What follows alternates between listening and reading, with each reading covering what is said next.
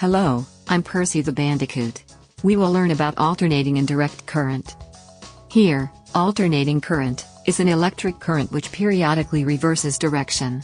The symbol can be depicted as an AC source, as in the circuit diagram.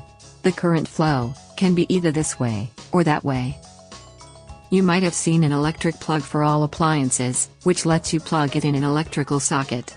In the front of an electric plug, you can see the various types of connections.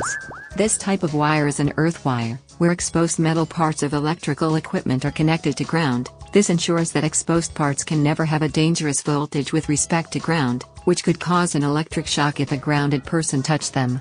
Ensure that the color is green. Next, this type of wire is a live wire. A conductor carries current to the appliance at a high voltage. Its color must be red or brown. And this type of wire is a neutral wire. A conductor used to connect to a system neutral is also used for grounding of equipment and structures. Its color in short is blue. But some people think they use white for neutral connection, or green as well. When someone plugs in an electrical socket, it lets you operate the equipment like extension wires, device chargers for any gadgets, power supply adapters, and electrical appliances. In our country, United States, we have a standard voltage of 120 V and the frequency is 60 Hz.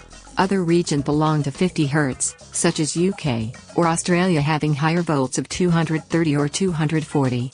If you like to see the details of all countries with various voltages, log on to https://n.wikipedia.org/wiki/mains_electricity_by_country.